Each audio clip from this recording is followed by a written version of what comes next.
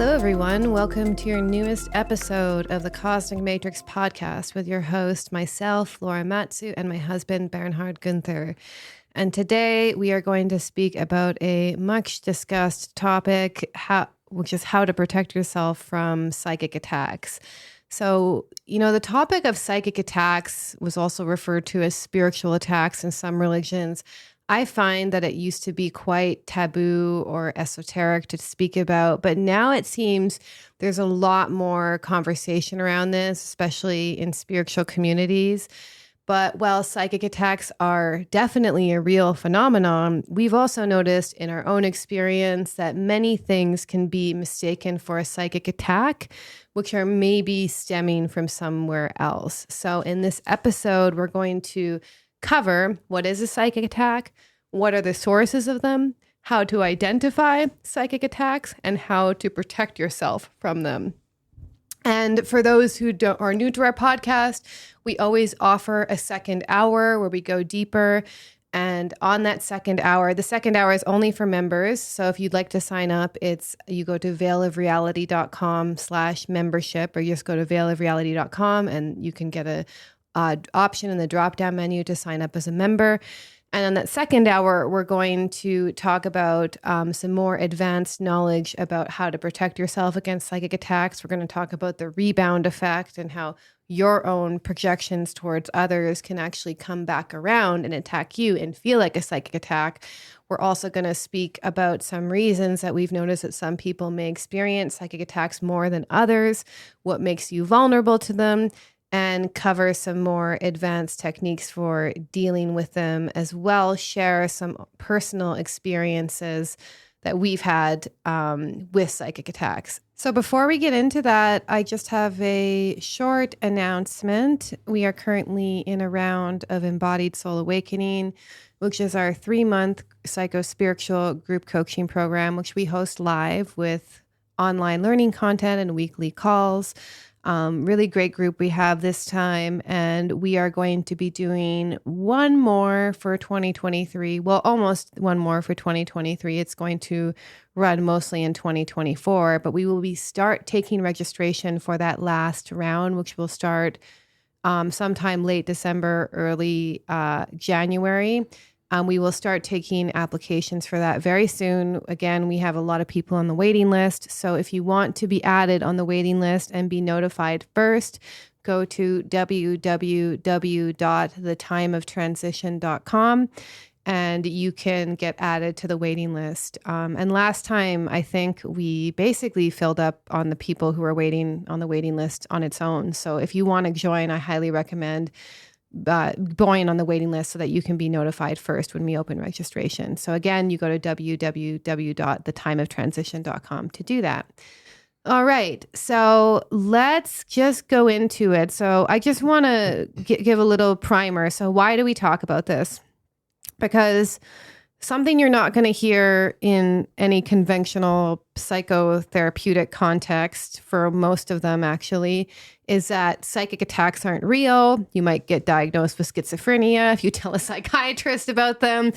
And we really just want to blow that perspective out of the water. We want to offer a truly integrated psycho-spiritual perspective on the world, where we start to recognize that, yes, there are non-physical elements, there are non-physical energies, entities, various different kinds of non-physical sources that affect us. At the same time, it is crucially important to understand that we have to be willing to not take a victim attitude towards psychic attacks, meaning, oh, I'm helpless, I'm being attacked by entities, it's just happening to me, and really just feel disempowered when we experience these psychic attacks. So it's really important we take self-responsibility by arming ourselves with knowledge, especially self-knowledge, which means knowledge of yourself, your own traumas, your own wounds, your own different subpersonalities, your own parts, so that you can determine when you're being psychically attacked and when it's something else and what you can do about it. So let's just go into it and first just define what is a psychic attack. Yeah, excellent introduction and definitely a very important topic nowadays. Also, as you were sharing, it reminds me also of the times we're in, this time of transition, right? This evolution of consciousness, the veil is thinning. So there are other forces also coming through from other realms. But what we want to talk about is really psychic attack and differentiate that from entity attachments or entity interferences, which is kind of a little bit related, but there's still a crucial distinction.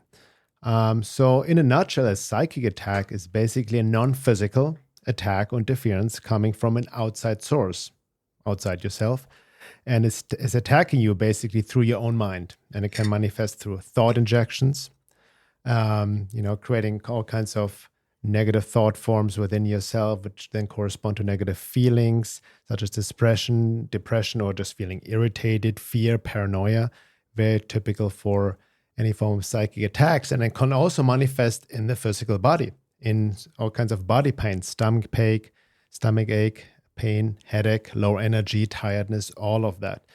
And as Laura said, it's, all of these symptoms on a psychological level or physical level can have all kinds of causes and not necessarily psychic attacks. So we really need to able to differentiate. Another very big thing that a psychic attack comes from a source that is within yourself, actually, which we'll go deeper in the second hour. It's called the rebound effect. It's an occult law where actually your own intensive thought projections from the past come back hunting you down, so to speak, and you experience the projections of your own mind via a thought form you actually created. But for now, we want to just really focus on a non-physical attack coming from the quote-unquote outside. So what are some of the sources of psychic attacks? Well, some of them can be literally entities, ties a little bit into entity interferences. Many of them actually, when we speak about entities, and that's a big topic I've been researching and talking about a lot on my website, veilofreality.com, for many, many years. We've talked about these forces. Sri Aurobindo called them the hostile forces, the hidden hostile forces, occult forces, archons, Ahrimanic, Soratic, or Luciferian beings from the Rudolf Steiner tradition, archons, and all of that, whatever name you maybe want to give them, they exist in another world on their own, and they can easily interfere with you, right? And inject thoughts into your own mind, and they can be perceived as a psychic attack. However, what's also very common is that so-called earthbound spirits can also psychically attack you with their thought projections into you from the other unseen realm. And what are earthbound spirits? We have talked about this before. These are spirits or soul aspects of deceased human beings that have not crossed over, but they are stuck on earthbound, on the lower astral realm, hasn't very confused beings, very traumatized souls that can easily not only attach on human beings, but also infuse thoughts into you that are not your own. So this is the source basically from other entities, earthbound spirits, occult hostile forces, archons, demons, entities from another dimension. But what is very, very common, and that's also what we really want to focus on in this episode, that there can be psychic attacks from other people attacking you. And there can be two kinds, unconscious attacks and conscious attacks. What are unconscious attacks? Well, that's basically you're subjected to negative shadow projections from other people.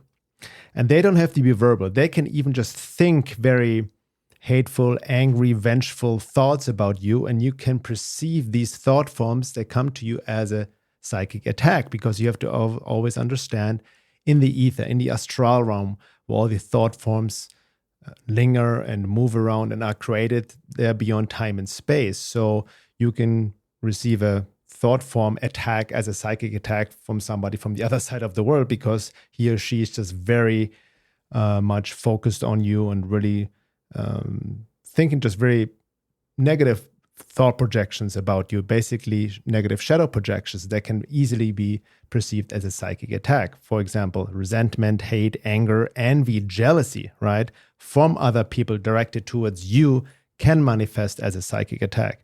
Also gossip, right, slander, and just people talking behind your back, talking shit behind you on social media, when people just riff and engage in this shadow dance of just really projecting on another person, putting somebody down, and really infused with their own emotional superiority and shit talking, can be perceived by the person that's directed to as a psychic attack. So that's very important to understand. Another thing which is really fascinating. I found in my research also on various books. I think it was by William Baldwin who talked about this as well, that actually excessive worry by a loved one can be perceived as a psychic attack. Be it your mother or a family member excessively worrying about you or your loved one, husband, or when you excessively worry about your child, for example, he or she can also perceive this as a psychic attack, as a negative thought form, projection, so to speak. So very, very important to be aware of.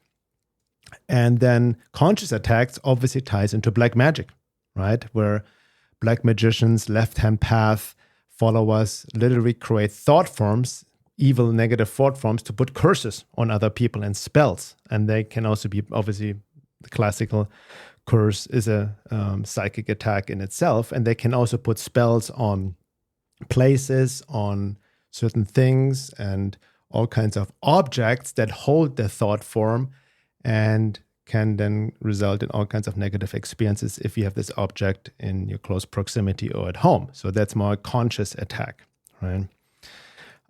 Another source is when an entity is working through another person who are targeting you. That's a classic Agent Smith syndrome. Remember, again, the Agent Smith syndrome is a reference to the first Matrix movie when Neo was trying to wake up and Agent Smith inserted himself in other programs, other humans trying to get to him.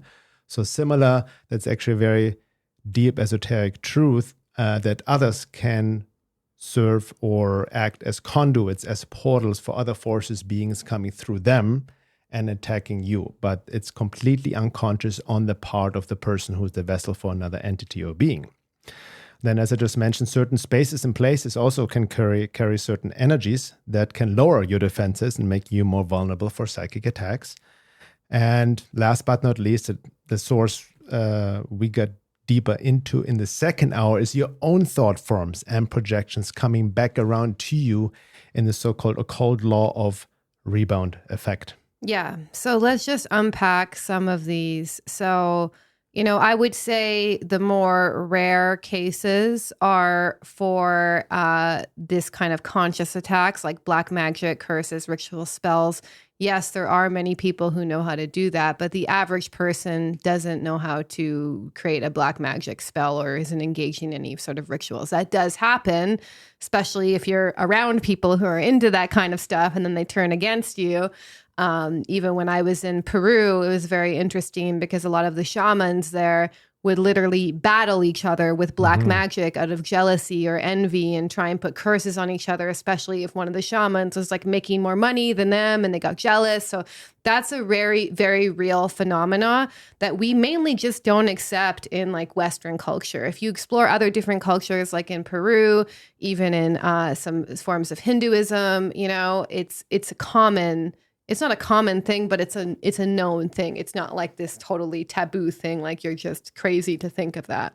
But let's talk a little bit about the unconscious attacks. So I think this is more what people experience. At the same time, when we're going to go into how to protect yourself and how to analyze this, it is really important to not jump into fear, paranoia. And if you immediately just assume that it's a certain person that's attacking you, that's not a good approach. You're making an assumption there. So, it is important to investigate all the potential origins. But if I'm under psychic attack, or if I'm under what I perceive as a psychic attack, for example, first, I start to investigate the origin within myself, because as we'll explain later, knowing your own shit, so to speak, will help protect you, basically. So when you're hearing this stuff, just understand that falling into fear, paranoia, making assumptions that certain people are psychically attacking you is not a great approach, because that will also lower your own energetic defenses and make you more vulnerable to them. So that's really important to understand.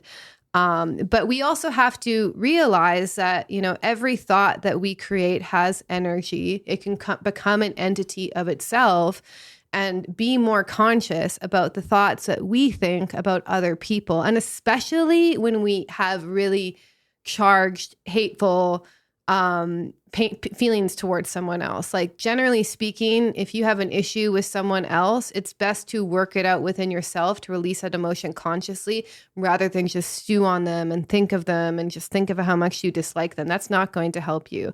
So, anything to say to that? Well, I think when we talk about unconscious attacks, shadow projections, when we get triggered by somebody else, and we all engage in this. I mean, you have to be really honest with yourself. I can see it in myself. I ling on somebody, my shadow gets activated, I get upset at somebody, especially social media, and then depending on the intensity, how long you have it in your mind, and you engage in all kinds of negative projections to this person, that can literally act like a psychic attack on this other person. In that sense, you're actually unconsciously engaging in black magic.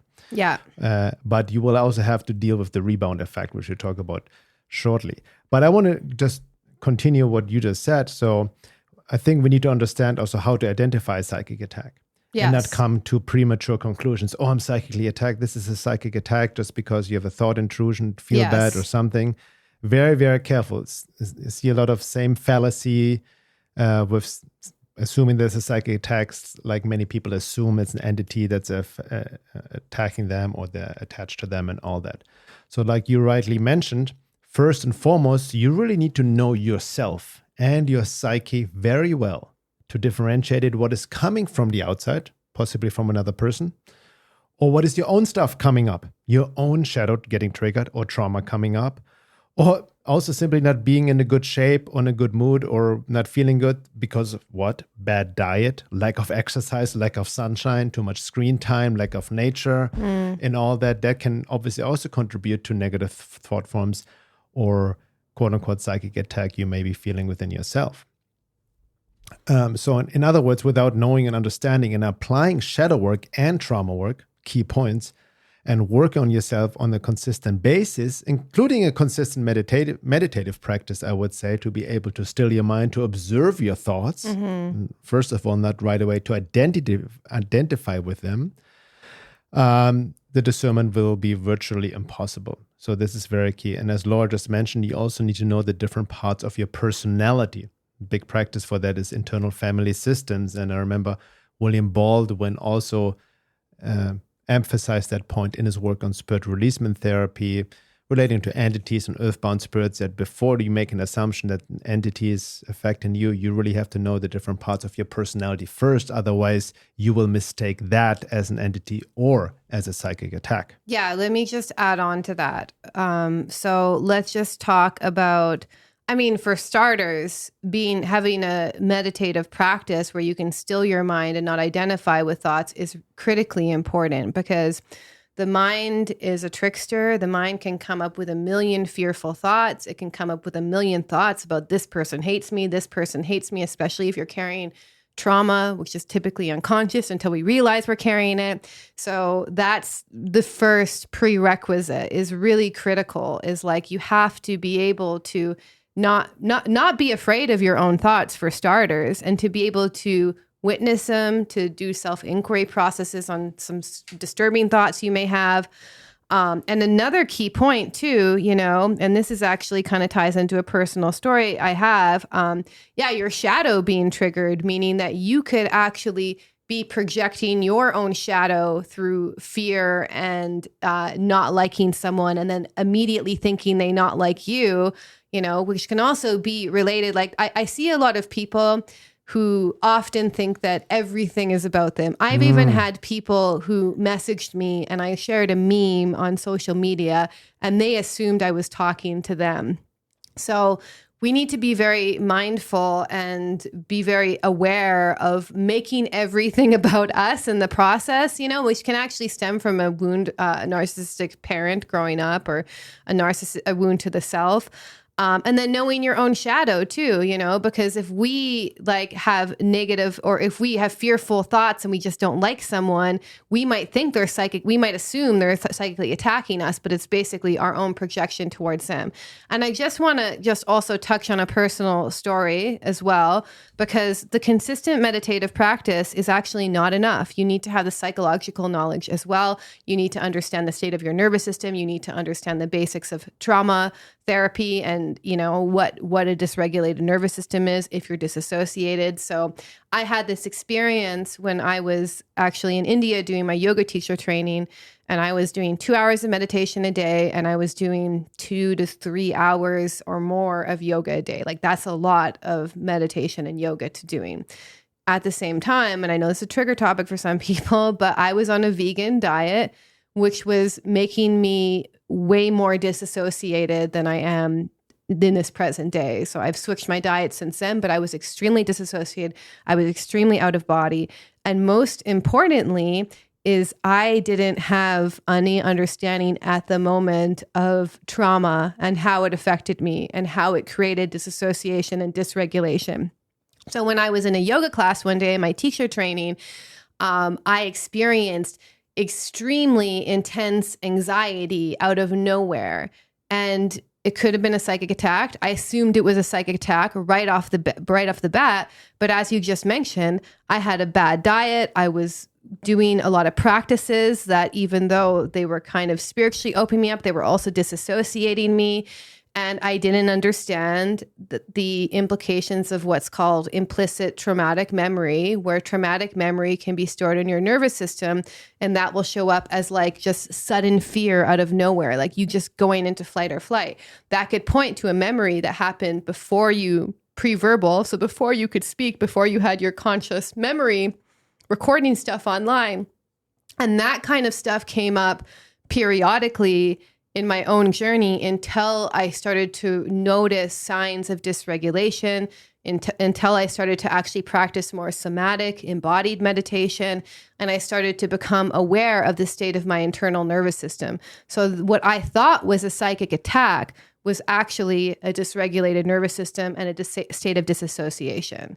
Mm-hmm. So it's really, and I see this in people all the time. Like if you're someone who tends to be disassociated in general, and you won't know until you start psychoeducating yourself about trauma, by the way. Like you might think, oh, I'm not disassociated at all. But meanwhile, you're always in your head. You don't know what your emotions are. You can't feel your body. You consistently feel just anxious or worried, or, your thoughts are going a mile a minute into worry thoughts. Like you need to be able to basically read your nervous system to tell when you're getting a little bit dysregulated and learn how to consistently downregulate, meaning, go into rest and digest, deep breathing, relax yourself so that you don't ever reach the point where you're disassociated, essentially. And that takes, trauma, work with trauma. I also, if you're someone who tends to be disassociated all the time, it would really help you to work with a therapist on that.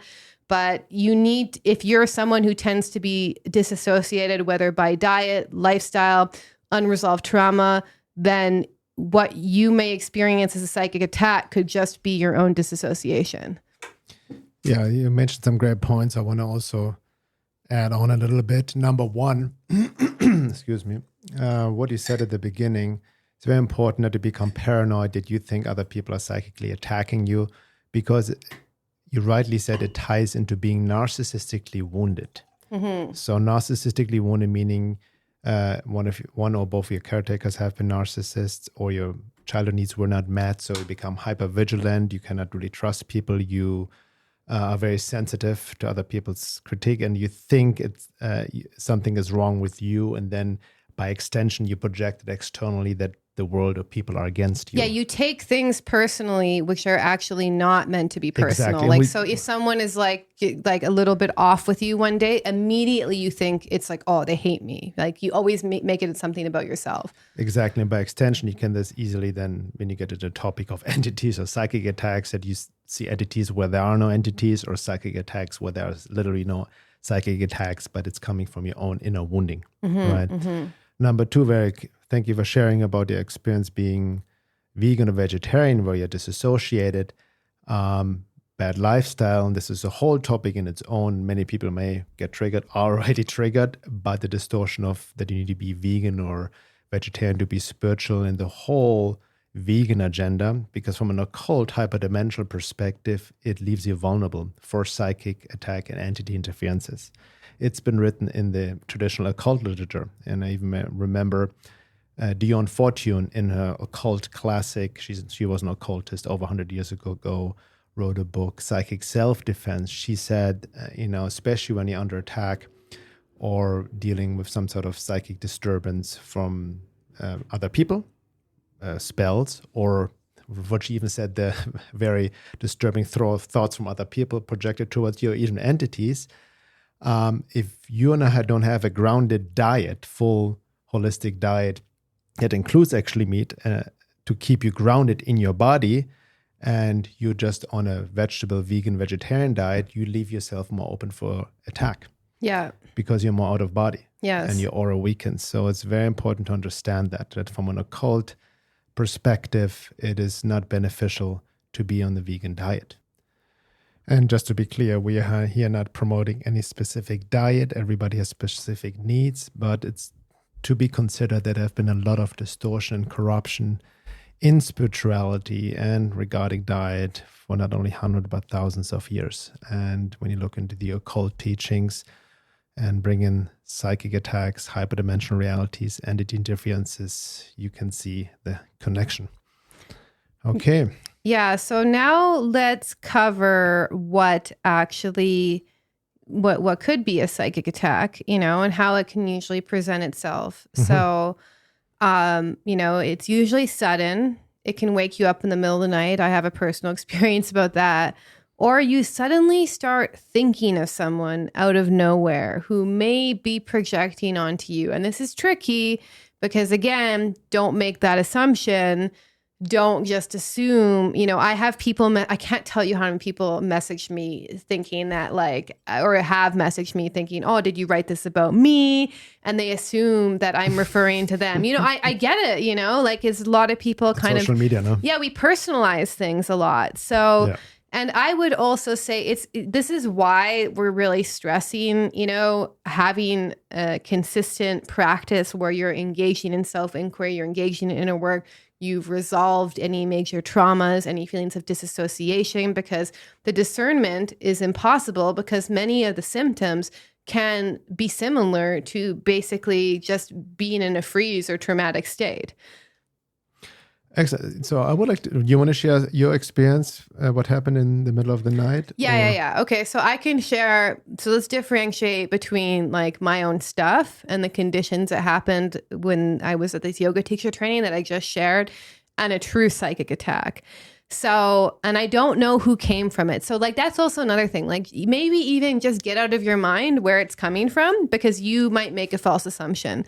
Okay, so I had basically in the middle of the night, I'm also going through a very intense 12th house transit too, by the way, which I'll just share. If you have, especially Uranus in the 12th house, Uranus can bring up psychic attacks. 12th house transits in general can bring up things, but also as well, they can stir up basically material from the unconscious that can seem like a psychic attack. So it can stir up old memories or old experiences or old traumas. So that's why you really you cannot differentiate if it's a psychic attack or not if you've not engaged in some deep psycho-spiritual inner work that includes an understanding of trauma. So let's just get really drill that home, because people will start making assumptions, and they might anyway, but it's fine. Okay, so basically, I woke up, I fell asleep for a moment. It happened at night, and I fell asleep for a moment, and then I woke up in extreme fight or flight. And I mean an anxiety attack level of fight or flight. And I started getting these fears of someone being out to get me, someone going to take information that they found out about me and try and cancel me. They were very paranoid and fear-based. It wasn't based in reality. It wasn't based on anything that was happening. And I had the discernment to know the difference, and it just wouldn't go away. I was in extreme anxiety. And keep in mind, I'm someone who engages, I've done a lot of trauma healing work, including working with a therapist. I've done a lot of somatic meditation. I have a daily meditation practice, daily yoga practice. I also tend to not get fearful thoughts in general because of my meditation practice and how it's been able to establish a witness within me. So I'm not this kind of person who goes down rabbit holes of fearful thoughts in general. So I woke up and I had these just extreme kind of someone's out to get me kind of experience, kind of feeling, And so basically it created huge anxiety in me. Like I literally had a panic attack, which I haven't had in like, I don't know, like over 5 years at least. And it was super intense. And so basically I couldn't sleep. So I got out of bed and immediately I was like, regardless of what's happening, prayer will work best. Like if it is a psychic attack or if it's just my own stuff, I'm going to sit in front of my altar and I'm going to pray. And immediately, I had this very profound experience. Actually, I was praying and then, I had this opening where I realized regardless if it's a psychic or attack or this is a real, intuition, none of it matters. You're worrying about nothing, which is like more or less the kind of message I got from the divine. And I was still in anxiety after that, I have to admit, even after the prayer, but I wasn't so fearful about like this kind of storyline that my mind was making up. And then, it was interesting. The dog came to go check on me because I'm sure he could sense my own fear. And then immediately when he came to go check on me, like I burst into tears. Like I went through this emotional process after that. And then it was interesting because I was just sitting there praying. I wasn't able to sleep. Like I was super alert and activated and like just awake. And it was like very late at night. And I usually go to bed very early. And then interestingly, the dog left and he started barking outside and like wouldn't stop barking. And so I went to go check on him and I was like looking outside and he was like growling and barking and I had to really hold him back. And there was nothing out there. Like there was absolutely nothing happening out there. And then something strange happened and our fire alarm started beeping as if it had a low battery. And it was very strange because it didn't actually have a low battery. We found out later, but it started beeping. And so something was happening to the electricity in the house. And it started beeping, beeping, beeping. And then when I went to bed, finally, after a long time, like praying and then, settling down the dog, and I calmed down, the beeping stopped in the fire alarm. Oh. So, there was some paranormal type activity happening surrounding it. And by the way, I also want to point out that I didn't automatically assume it was a psychic attack. What I started doing is I started doing my own self-inquiry, working with my trigger, working with my emotions. And that was one of the main things that actually calmed me down is I started working with my own stuff. So I was basically kind of closing the potential entry point via my own wound so that I wasn't so vulnerable. So that's the point we're really going to go into in the moment is that your biggest vulnerabilities are your own unintegrated trauma and shadows. And so even if you are under a psychic attack and first off, I wouldn't suggest making that assumption at first because you need to take self-responsibility. You need to inquire what's going on with your own psyche in order to differentiate. Yeah, I remember that night. It was crazy. After you woke me up, yes. But you made a really good point, and we're going to go on this shortly as well. That for any psychic attack to be really effective, be it from unconscious from another person, shadow projection, or conscious, even black magic or other entities, forces, beings, it has to have an entry point. There has to be something within you to respond to it in order to ignite it, right? Yeah. And that truth cancels out any blame. Yeah. And like you did, you can use it as a teaching function to inquire within first and foremost. But before we go deeper into that, I also want to share an experience I also had recently, with a psychic attack usually happening sudden, and sometimes suddenly you start to think of someone who may be projecting on you. And, recently all of a sudden I started to think of this person literally out of nowhere, and I haven't thought about this person for literally 3 years. Nothing. And I just had the image in my mind of this person, even the first name. They don't even remember the last name, and I keep thinking about it and just kept over a day. The thought came back in my mind, like out of nowhere, literally nothing I read or looked up that reminded me of this person just came out of nowhere. And then I was really kind of like curious, I'm going to check out this person now on social media, basically, what this person is up to, specifically Facebook. And I really had to even then first couldn't remember the last time, but finally I did. So it was really not in the forefront of my mind. And I checked it out, and lo and behold, there's this person with others talking shit about me. Like very vile. Like still, I had an argument with this person 3 years ago. I don't even remember. I just let it go, even had blocked it, whatever.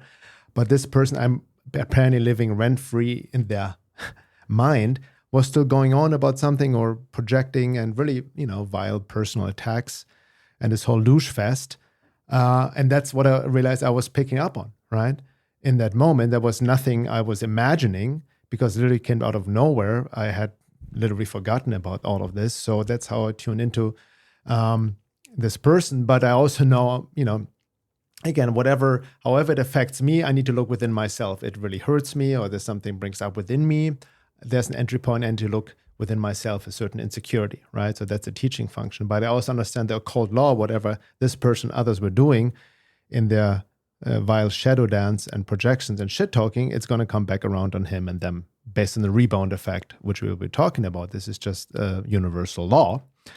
And also very, very important as well, when you actually can maybe verify on some level, really, after having done the self-inquiry, that somebody else is producing a psychic attack on you, maybe unconsciously through shit talking and shadow projection. Do not get tempted to respond in like. That is so very, don't very attack important. them back. Basically. Don't attack them back. Don't start shit talking about the other person. Don't get yourself in the same level, because this is what, almost they want. And then you just create a loosh fest and other forces feed upon it. And you're you put yourself into an occult trap, because then you will have to deal with your projections towards the other person at some point as well. Yeah. So it's very important to stay what I call 0 point, to be non-reactive. And that's another occult defense law, psychic protection. Dion Fortune talked about this as well. No attack, no defense, right? Mm-hmm. Be very clear about it. Yeah. Yeah. Okay. And don't ever assume like it's coming from a specific person, because to be honest, at the end of the day, it doesn't matter. Like you, in this very rare case, were able to verify that it was coming from a specific person. But I just want to really preface that, because like if you're not in tune with your body, your feelings, if you're someone who tends to be in fight or flight very regularly throughout the day, or even freeze, which can also be a very functional freeze, as various trauma therapists have said, functional freeze, which basically means that you are functioning, you're maybe going to work, you're raising kids, you're doing stuff, but you're disassociated the whole time. And sometimes, especially with disassociation, sometimes you don't realize how disassociated you are until you come back into your body. And I've met a lot of people who don't realize that they're actually living in a state of disassociation, because it's been so long that they've actually been in their body, especially if something happened to them very early on in life, or their childhood environment wasn't safe and they went into disassociation very young. They might think that state of disassociation is a norm. So you really need to be able to, own your own stuff. You have to have techniques and practices to inquire into your own psyche, to know what's going on there. And don't make assumptions, because the assumptions, especially if they're disempowering, especially if it sends you into a fearful or negative spiral, are not helping you. You'll feel more empowered if you realize that the best source of psychic protection is to be connected to your true self, is to be in a regulated state, which means calm, relaxed, present, able to observe, connected to your heart, connected to your true self and your higher self. That, and really feeling grounded, embodied, conscious of what's going on within and without. That's the best source of protection. But the moment that you go dysregulated, out of body, get trapped in your head, go into different negative spirals in your mind, go into blame. Blame is a really big one, because blame basically, as David Hawkins has so wisely pointed out, puts you into a disempowered state, which is a state of a victim. And I'm not saying that victimizing experiences don't happen to people. I'm just saying to basically blame the outside world for what's happening to you, as if you have no agency and choice to address it, will also leave you more vulnerable to psychic attacks or any just negative experiences in general. And I'm not just saying, just think positive thoughts, focus on your vibration. I'm just saying that there's different layers of somatic, emotional, psychological, and spiritual work, which I've noticed will automatically open you up to being able to perceive different energies and differentiate them from your own stuff. It basically can make you more intuitive and psychic as you do your own inner work. So that's why it's a prerequisite. And we're going to go into that more in the second hour about more kind of advanced tips for more psychic and intuitive people. But did you have something to add? No, thank you for pointing that out. It's really important because you're right, especially again in the so-called true movement, the French movement. There are a lot of people who are not well, they're very traumatized, very paranoid, right? We talked about this, the whole episode on Black Pill, where people see controlled op and traps everywhere and the world is against them and all of that. And they live in this perpetual state of fear and paranoia, not even knowing that they're in this state and thinking, seeing attacks or psychic attacks where there are none, So it's very important. In this instance, I was very grounded. I was just, oh, this is interesting. And I also understand, that's when I looked up and saw this projection luge fest happening there. Okay, this is a good test. So to the extent this is getting to me, gets me upset or feel bad, that shows me there's still an entry point. I need to look within myself. Yeah. But I know, people who are not aware of that, they may then go on the tangent themselves, project back or be passive aggressive or something like that. Yeah. And then you have entered the game, right? And then you are subjected to occult entrapments and all of that because you have taken the bait, right? You're starting to fight fire with fire. Yeah. But ultimately, it is very important to understand, very key, and I want to repeat this as well, that any psychic attack, unconscious, conscious, can only get to you where there is a weakness, issue, trigger, shadow part, or wound already within you, and where the attack tags into. Right? And then the psychic attack usually exaggerates and amplifies what is already there. For example, it may exaggerate more fear, more paranoia, more shame, more distrust, or physical symptoms, whatever it may be.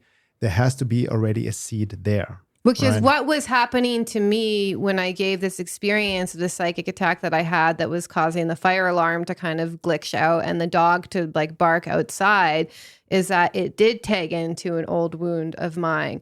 And then interestingly, as I worked through that wound, through my own self-inquiry, through my own kind of letting go process, that's when the anxiety started to dissolve. And also I was doing practices to downregulate myself. I did a bit of yoga. I did some child's pose, So the real big thing too, if you're under what you think is a psychic attack. So again, always don't make that assumption right away because it could be easier to handle than you think it is. That's the main thing. But finding ways to downregulate your nervous system, basically to relax yourself, to get out of fight or flight, will be an excellent source of protection no matter what it is. Because when you're calm and relaxed and present, you'll be able to think more clearly. You'll be able to handle the situation. So if you are feeling what could be a psychic attack and it's getting you very fearful and you're getting into fight or flight based on what you're picking up or what's going on within your own psyche, the first thing you need to do is address the fear. And once you address the fear, you'll be able to unpack what potentially could be going on. And we'll give more tips in the second hour as well, as far as, first aid in the middle of the attack, some more advanced tips on how to deal with psychic attacks, and also talk especially about the rebound effect, which is very key.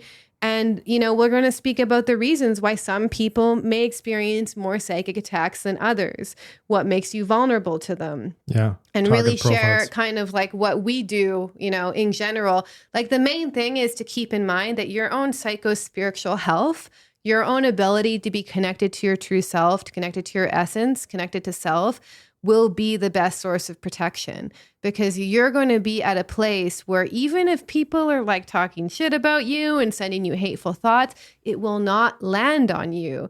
But if you're on that level, if you're drinking and going to bars and hateful thoughts and have self-diminishing thoughts all the time, yes, it does leave you more vulnerable to these kind of little critters and energies. So to really understand that your own psycho-spiritual self-work, your own ability to stay connected to essence, to stay regulated, calm, and present is the ultimate source of protection. And that's a long-term protection too. Yeah, exactly. So in the second hour, we go into more practical tips, short-term and long-term and preventive, as well as a very, very big topic of how your own thought projections and thought forms can come back around haunting you and seem like a psychic attack, how they work and what to do about them. And with that being said, if you want to sign up to the second hour, go to my website, veilofreality.com/membership and sign up over there. And as Laura mentioned in the beginning, if you want to apply to our next round of Embodied Soul Awakening, our 14-week group coaching program, very in-depth group coaching program of psycho-spiritual work based on the fourfold approach of holistic self-work. We also go deep into this work, right, in a more practical way as well. Then go to thetimeoftransition.com, sign up to the waiting list, and you will receive the first email before we publicly announce the next round. Thanks so much.